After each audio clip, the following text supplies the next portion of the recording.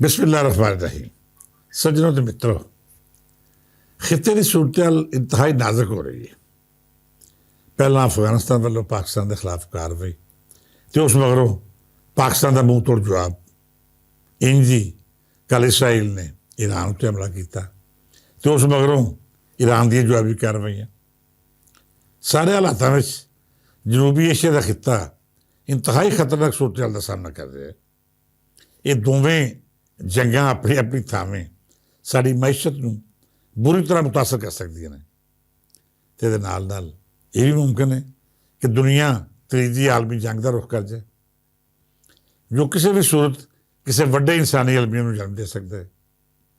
अज असीं इन्हां दोवां मामलों का बारीकी नाल जायजा लैण की कोशिश करांगे ते इहदे उत्ते विचार वटांदरा भी होवेगा कि की ये जंगां जरूरी सन, दोवां दा आपस विच कोई ताल्लुक बनदा है या फिर ईरान तो अफगानिस्तान के मामलात इतफाकात में जुड़े हुए हैं।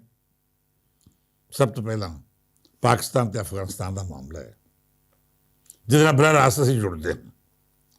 हुण तक की तरह मुताबिक पाकिस्तान ने बड़कबाज अफगानियां की चंगी तरह खुंब ठुपी है। साढ़े कोल हल्के हाले भी आखर ने कि पाकिस्तान को हत्थ हौला रखना चाहिए, पर मैं जब इस सारे मामले का तजिया करता हाँ तो इस नतीजे से अपड़ता हाँ कि पाकिस्तान ने जिस कदर सबर का मुजाहरा किया वो बड़े बड़े हौसले की गल है। अफगानिस्तान हमेशा पाकिस्तान के खिलाफ इस्तेमाल होया, ये अज की गल नहीं बल्कि सदियां पहले भी उस खिते ने देश पंजाब के खिलाफ नफरत बोझ ही रखा। हमेशा प्रोपेगेंडा किया कि असीं पंजाब नूं फतह करना है तो इतों के वसाइल तो काबज होना है। हिंदुस्तान उत्ते जिन्ने भी हमलावर आए अफगानियां ने या तो उन्होंने मदद की या फिर उन्होंने रल के लुटमार का प्रचार गर्म किया। देश पंजाब के वसन वाले हमेशा मुजामत रही अपने हकों की जंग लड़ी तो फिर सुरखू भी होए। जेकर असीं तारीखी पिछोकड़ की थावें हालात नूं 47 मगरों वेखना शुरू करिए तो अफगानिस्तान वो पहला मुल्क सी जिन्हें पाकिस्तान नूं ना सिर्फ तस्लीम करने तो इनकार किया बल्कि ये खिलाफ बकवास भी की थी। हालांकि जो हिंदुस्तान साडा असली दुश्मन है उन्हें पाकिस्तान को फौरन तस्लीम कर लिया, पर अफगानियां ने अपने अंदर का बुगस अपनी पॉलिसी राही जहर बना के साढ़े खिलाफ इस्तेमाल किया। ये मुल्क हमेशा पाकिस्तान के खिलाफ जाए, हालांकि असीं कभी भी अफगानों को अपने भरावां तो घट का दर्जा नहीं दिता। हज़रत अल्लामा इकबाल भी अफगानिया वाले नाल नेक राय रखते सन। हालांकि मेरे जैसे कई कौम परस्त पंजाबियों इकबाल की इस सोच नाल शदीद इख्तलाफ है, पर फिर भी एक शायर अपने हालात मुताबिक जिन्हें नज़रियात का इजहार करता है वो कभी भी हरफ आखिर नहीं होंगे। मुमकिन है अगर अज इकबाल हयात होंगे तो अपने अफगान कौम बारे लिखे हुए शेरों उत्ते रजू कर लेंगे। बहरहाल 47 मगरों अफगानिस्तान नेहरू की प्राक्सी बन के हर उस साजिश शामिल रहा जिसका मकसद पाकिस्तान नुकसान पहुँचाना सी। असीं इस मुहालत च रहे कि केपी के उतले जिलियां विच वसन वाले पश्तूनां का बार्डरों पार मतलब अफगानिस्तान के रहने वाले नाल जिहड़ा ताल्लुक ते रिश्ता है वह अटूट है। साडी मगरब की सरहद इन्हां पश्तो बोलने वाले अफगानियां पर महफूज है। हालांकि पाकिस्तान विच हमेशा स्मगलिंग असला ते मनशियात इस बार्डर के जरिए आउंदी रही। असीं अफगानां नूं हर सहूलत देने की कोशिश की जी साडे अपने पाकिस्तान के हक सी। असीं कदे फर्क नहीं रखिया कि कौन बार्डर पार रहिंदा है तो किहड़ा पाकिस्तान का मुस्तकिल वसनीक है।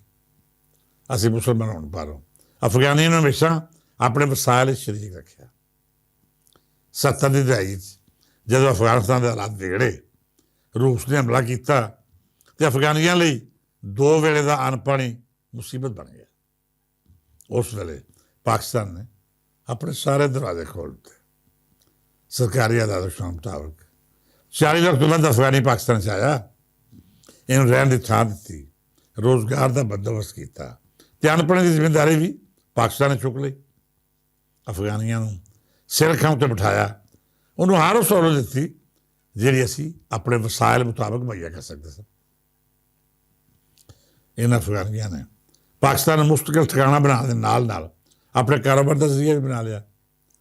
ਇਹ ਅਫਗਾਨਿਸਤਾਨ ਵਿੱਚੋਂ ਸਮਗਲਰ ਮਾਲ ਲਿਆਉਂਦੇ, ਅਸਲਾ ਅਤੇ ਮਨਸ਼ਿਆਤ ਦਾ ਕਾਰੋਬਾਰ ਕਰਦੇ। ਇਹਦੇ ਬਾਵਜੂਦ ਅਸੀਂ ਤੇ ਸਾਡੇ ਮੁਲਕ ਦੇ ਇਦਾਰਿਆਂ ਨੇ ਇਹਨਾਂ ਨੂੰ ਬਰਦਾਸ਼ਤ ਕੀਤਾ। ਸਾਡੇ ਅਮਨ ਅਮਾਨ ਨੂੰ ਸਭ ਤੋਂ ਵੱਡਾ ਖਤਰਾ ਇਹ ਅਫਗਾਨੀ ਰਿਹਾ ਨੇ। ਉਸ ਵੇਲੇ ਚੂੰਕਿ ਜ਼ਿਆਉਲ ਹੱਕ ਦਾ ਮਾਰਸ਼ਲ ਲਾ ਸੀ, ਉਹਦੇ ਅਮਰੀਕਾ ਨਾਲ ਰਲ ਕੇ ਕੁਝ ਐਸੇ ਮਫਾਦਾਤ ਸਨ ਜਿਨ੍ਹਾਂ ਦਾ ਫਾਇਦਾ ਹਕੂਮਤ ਨੂੰ ਹੋ ਸਕਦਾ ਸੀ, ਪਰ ਬਤੌਰ ਰਿਆਸਤ ਪਾਕਿਸਤਾਨ ਨੁਕਸਾਨ ਤੋਂ ਸਵਾ ਉਹ ਤੋਂ ਕੁਝ ਹਾਸਲ ਨਹੀਂ ਹੋਇਆ। ਜ਼ਿਆਈ ਮਾਰਸ਼ਲਾਂ ਨੇ ਆਪਣਾ ਜ਼ਾਤੀ ਫਾਇਦਾ ਚੁੱਕ ਕੇ ਅਫਗਾਨ ਜਹਾਦ ਦਾ ਅਜਿਹਾ ਸਿਲਸਿਲਾ ਸ਼ੁਰੂ ਕੀਤਾ ਜਿਹਨੇ ਇੱਕ ਪਾਸੇ ਤੇ ਪਾਕਿਸਤਾਨ ਨੂੰ ਅੱਤਗਰਦੀ ਦੀ ਅੱਗ ਵਿੱਚ ਝੋਂਕਿਆ, ਦੂਜੇ ਬੰਨੇ ਰੂਸ ਦੇ ਖਿਲਾਫ ਅਸੀਂ ਅਜਿਹੀ ਜੰਗ ਦਾ ਹਿੱਸਾ ਬਣ ਗਿਆ ਜਿਹੜੀ ਸਾਡੀ ਹੈ ਹੀ ਨਹੀਂ ਸੀ। ਇਹ ਜੰਗ ਜਾਂ ਤਾਂ ਅਮਰੀਕੀਆਂ ਦੀ ਸੀ ਤੇ ਜਾਂ ਅਫਗਾਨੀਆਂ ਦੀ। ਸਭ ਤੋਂ ਵੱਡਾ ਫਾਇਦਾ ਵੀ ਅਫਗਾਨੀਆਂ ਨੂੰ ਹੋਣਾ ਸੀ, ਕਿਉਂਕਿ ਅਸੀਂ ਉਹਨਾਂ ਦੀ ਆਜ਼ਾਦੀ ਲਈ ਆਪਣੇ ਵਸਾਇਲ ਇਸਤੇਮਾਲ ਕਰਦੇ ਸੀ। ਜ਼ਿਆਉਲ ਹੱਕ ਨੂੰ ਅਮੀਰ ਉਲ ਅਮੀਨ ਬਣਨ ਦਾ ਚਾਅ ਸੀ, ਸੋ ਉਹਨੇ ਮਜ਼ਹਬੀ ਬੁਨਿਆਦਾਂ ਉੱਤੇ ਇੱਕ ਤਸਵਰਾਤੀ ਜਿਹਾ ਖਾਕਾ ਬਣਾ ਕੇ ਉਹਦੇ ਵਿੱਚ ਅਫਗਾਨੀਆਂ ਨੂੰ ਉਮਤ ਮੁਸਲਮਾਨ ਤੌਰ 'ਤੇ ਫਿੱਟ ਕਰ ਲਿਆ। ਹਾਲਾਂਕਿ ਅਫਗਾਨੀ ਕਦੀ ਵੀ ਉਸ ਕੌਮ ਦੇ ਸੱਕੇ ਨਹੀਂ ਹੋਏ ਜਿਹਨੇ ਇਹਨਾਂ ਉੱਤੇ ਅਹਿਸਾਨ ਕੀਤਾ। ਮੈਂ ਸਾਰੇ ਅਫਗਾਨੀਆਂ ਨੂੰ ਮੰਦਾ ਨਹੀਂ ਬੋਲ ਰਿਹਾ, ਕੁਝ ਅਜਿਹੇ ਹੋਣਗੇ ਜਿਹੜੇ ਨੇਕੀ ਦਾ ਜਵਾਬ ਨੇਕੀ ਨਾਲ ਦਿੰਦੇ ਨੇ, ਪਰ ਇਜਤਮਾਈ ਤੌਰ 'ਤੇ ਵੇਖੀਏ ਤੇ ਇਸ ਅਫਗਾਨਿਸਤਾਨ ਦੇ ਨਾਲ ਸਾਡਾ ਕਦੀ ਵੀ ਕੋਈ ਚੰਗਾ ਤਜਰਬਾ ਨਹੀਂ ਰਿਹਾ।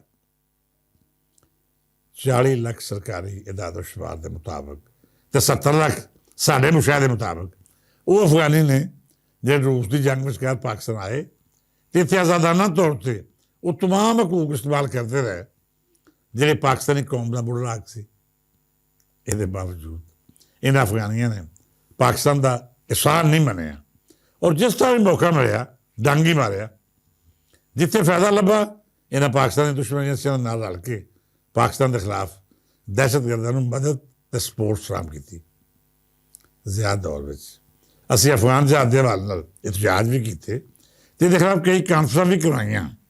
ਮੈਂ ਬਜ਼ਾਤੇ ਖੁਦ ਇਸ ਵਿੱਚ 4 ਤੋਂ ਜ਼ਿਆਦਾ ਮੁਕੱਦਮਾਤ ਭੁਗਤ ਚੁੱਕਿਆ ਹਾਂ, ਜਿਹੜੇ ਸਿਰਫ ਔਰ ਸਿਰਫ ਇਸ ਬੁਨਿਆਦ ਤੋਂ ਮੇਰੇ ਖਿਲਾਫ ਦਾਇਰ ਹੋਏ ਕਿ ਮੈਂ ਸਰਕਾਰ ਦੀ ਪਾਲਿਸੀ ਦੇ ਖਿਲਾਫ ਬਿਲਾਕ ਗੱਲ ਕਰਦਾ ਹਾਂ। ਜ਼ਿਆਉਲ ਹੱਕ ਨੇ ਕਿਸੇ ਦੀ ਨਹੀਂ ਸੁਣੀ। ਅਫਗਾਨੀਆਂ ਨੇ ਅੱਤਗਰਦਾਂ ਨੂੰ ਪਾਕਿਸਤਾਨ ਵਿੱਚ ਆਪਣੀ ਜ਼ਿੰਦਗੀ ਗੁਜ਼ਾਰਨ ਦੀ ਖੁੱਲ੍ਹੀ ਛੂਟ ਦਿੱਤੀ। ਇਸ ਪਾਲਿਸੀ ਨੇ ਸਾਡੀ ਰਿਆਸਤ ਵਿੱਚ ਫਿਰਕਾਵਾਰੀਅਤ, ਨਸ਼ੇ ਤੇ ਅਸਲੇ ਦਾ ਅਜਿਹਾ ਕਰਜ਼ਾ ਮੁਤਾਰਫ ਕਰਵਾਇਆ ਜਿਹੜਾ ਅੱਜ ਤੱਕ ਸਾਡੀ ਕੌਮ ਲਈ ਜ਼ਹਿਰ ਬਣਿਆ ਹੋਇਆ। ਫਿਰ ਜਦੋਂ ਅਫਗਾਨਿਸਤਾਨ ਵਿੱਚ ਰੂਸ ਨੂੰ ਪਾਕਿਸਤਾਨ ਨੇ ਕੁੱਟ-ਕੁੱਟ ਕੇ ਵਾਪਸੀ ਉੱਤੇ ਮਜਬੂਰ ਕੀਤਾ ਤੇ ਇਹ ਆਪਸ ਵਿੱਚ ਲੜ ਪਏ। ਇਖਤਿਆਰਾਂ ਦੀ ਜੰਗ ਨੇ ਅਫਗਾਨਿਸਤਾਨ ਨੂੰ ਖਾਨਾ ਜੰਗੀ ਦਾ ਮੈਦਾਨ ਬਣਾ ਛੱਡਿਆ। ਪਾਕਿਸਤਾਨ ਦੇ ਆਪਣੇ ਮਸਾਇਲ ਸਨ, ਇਹਦੇ ਬਾਵਜੂਦ ਇਹਦੀ ਸੁਲ੍ਹਾ ਬਾਰ-ਬਾਰ ਕਰਵਾਈ ਤੇ ਇਹਨਾਂ ਨੇ ਗੱਲ ਬਾਵਰ ਕਰਵਾਉਣ ਦੀ ਕੋਸ਼ਿਸ਼ ਕੀਤੀ ਕਿ ਜੇਕਰ ਤੁਸੀਂ ਇੰਡੀਆ ਦੀ ਪ੍ਰਾਕਸੀ ਬਣ ਕੇ ਇੱਕ ਦੂਜੇ ਦੇ ਗਾਂਠੇ ਲਾਓਗੇ ਫਿਰ ਯਾਦ ਰੱਖਣਾ ਤੁਹਾਡੇ ਹੱਥ ਬਰਬਾਦੀ ਤੋਂ ਸਭ ਕੁਝ ਨਹੀਂ ਆਏਗਾ। ਪਰ ਇਹ ਬਦਬਖਸ਼ ਹਮੇਸ਼ਾ ਤੋਂ ਪੈਸੇ ਦੇ ਪਿਆਰੇ ਰਹੇ ਨੇ। ਇੰਡੀਆ ਤੇ ਇਸਰਾਈਲ ਪੈਸੇ ਸੁੱਟਦਾ, ਇਹਨੂੰ ਸਹੂਲਤਾਂ ਦਿੰਦਾ ਤੇ ਖਾਨਾ ਜੰਗੀ ਰਾਹੀਂ ਪਾਕਿਸਤਾਨ ਦੇ ਖਿਲਾਫ ਕਾਰਵਾਈ ਤੋਂ ਬਾਜ਼ ਨਾ ਆਉਂਦੇ। ਮਤਲਬ ਇਹ ਕਿ ਅਸੀਂ ਮਗਰੋਂ ਉਹ ਅਫਗਾਨਿਸਤਾਨ ਜਿਹਦੀ ਆਜ਼ਾਦੀ ਦੀ ਜੰਗ ਤੇ ਪਾਕਿਸਤਾਨ ਨੇ ਲੜੀ, ਜਿਹਦੇ ਲਈ ਸੁਪਰ ਪਾਵਰ ਰੂਸ ਨੇ ਮੱਥਾ ਲਾਇਆ, ਅਖੀਰ ਉਹਨੇ ਇਨਸਾਨਾਂ ਦਾ ਬਦਲਾ ਇਹ ਦਿੱਤਾ ਕਿ ਹਿੰਦੁਸਤਾਨ ਨਾਲ ਰਲ ਕੇ ਪਾਕਿਸਤਾਨ ਵਿੱਚ ਅੱਤਗਰਦੀ ਦੀ ਖੇਡ ਉਛਾਲਣੀ ਸ਼ੁਰੂ ਕਰਤੀ। ਉਸ ਵੇਲੇ ਦੀ ਸਰਕਾਰ ਦੀ ਪਾਲਿਸੀਆਂ ਗਲਤ ਸਨ ਜਾਂ ਸਹੀ, ਇਹ ਬਾਅਦ 'ਚ ਬਹਿਸ ਕਰਾਂਗੇ। ਵੱਡੀ ਗੱਲ ਇਹ ਹੈ ਕਿ ਅਫਗਾਨਿਸਤਾਨ ਨਾਲ ਅਸੀਂ ਜਿੰਨਾ ਬਿਹਤਰ ਸ਼ੁਰੂ ਕਰਨ ਦੀ ਕੋਸ਼ਿਸ਼ ਕੀਤੀ, ਉਹਨੇ ਇਹਦੇ ਜਵਾਬ ਵਿੱਚ ਉਨਾ ਹੀ ਜ਼ਹਿਰ ਉਗਲਿਆ। ਸੱਜਣ ਪਿਆਰਿਓ, ਅਫਗਾਨਿਸਤਾਨ 'ਤੇ ਹਮਲੇ ਦੀ ਨੌਬਤ ਕਿਉਂ ਆਈ? ਜਨਰਲ ਆਸਮ ਮੁਨੀਰ ਇਹ ਪੈਰ ਕਿਉਂ ਪੱਟਿਆ? ਇਹਦੇ ਹਵਾਲੇ ਨਾਲ ਗੱਲ ਕਰਨ ਤੋਂ ਪਹਿਲਾਂ ਅਸੀਂ ਤਫਸੀਲ ਨਾਲ ਇਹਦੇ ਪਿਛੋਕੜ ਉੱਤੇ ਚਾਨਣ ਪਾਵਾਂਗੇ। ਕੱਲ੍ਹ ਅਸੀਂ ਤਾਲਿਬਾਨ ਦੀ ਦੂਰ ਦੀ ਗੱਲ ਕਰਾਂਗੇ ਜਿਨ੍ਹਾਂ ਨੂੰ ਪਾਕਿਸਤਾਨ ਨੇ ਹਰ ਤਰ੍ਹਾਂ ਦੀ ਸਹੂਲਤ ਦਿੱਤੀ, ਇਹ ਖਿਆਲ ਕਰਕੇ ਕਿ ਸਾਡੇ ਮੁਸਲਮਾਨ ਭਰਾ ਹੋਣ ਦੇ ਨਾਲ ਨਾਲ ਪਸ਼ਤੂਨ ਅਕਸਰੀਅਤ ਦੀ ਆਵਾਜ਼ ਵੀ ਨੇ। ਅਸੀਂ ਹਰ ਤਰ੍ਹਾਂ ਉਹਨਾਂ ਦੇ ਨਾਲ ਖੜੋਤੇ, ਪਰ ਉਹਨਾਂ ਦੀ ਇਸ ਮੁਹੱਬਤ ਦੇ ਜਵਾਬ ਵਿੱਚ ਪਾਕਿਸਤਾਨ ਕੀ ਸਲੂਕ ਹੋਇਆ, ਕੱਲ੍ਹ ਸਾਰੀਆਂ ਗੱਲਾਂ ਕਰਾਂਗੇ। ਅੱਜ ਦੇਰ ਨਹੀਂ, ਇਸ ਦੁਆ ਨੇ ਇਜਾਜ਼ਤ ਦਿਓ ਕਿ ਰੱਬ ਸੱਚਾ ਸਾਡੇ ਖਿੱਤੇ ਨੂੰ ਮਹਿਫੂਜ਼ ਰੱਖੇ। ਇਸ ਜੰਗ ਨੂੰ ਜਿੰਨਾ ਛੇਤੀ ਹੋ ਸਕਦਾ ਹੈ ਖਤਮ ਕਰਨ ਦੀ ਤੌਫੀਕ ਤੇ ਹਿੰਮਤ ਦੇ। ਹਰ ਪਾਸੇ ਅਮਨ ਰਹੇ, ਹਰ ਦੇਸ਼ ਹੱਸਦਾ ਤੇ ਵਸਦਾ ਰਹੇ, ਤਾਂ ਜੇ ਮਾਵਾਂ ਦੇ ਪੁੱਤਰ ਅੱਗ ਤੇ ਬਾਰੂਦ ਦੇ ਖੇਡ ਵਿੱਚ ਗਰਕ ਨਾ ਹੋਵਣ। ਕੱਲ੍ਹ ਫੇਰ ਮਿਲਾਂਗੇ। ਇਸੇ ਮੌਜੂਦ ਤੋਂ ਵਿਚਾਰ ਚਲਦਾ ਰਹੇਗਾ। ਇਜਾਜ਼ਤ ਦਿਓ। ਰੱਬ ਰੱਖ।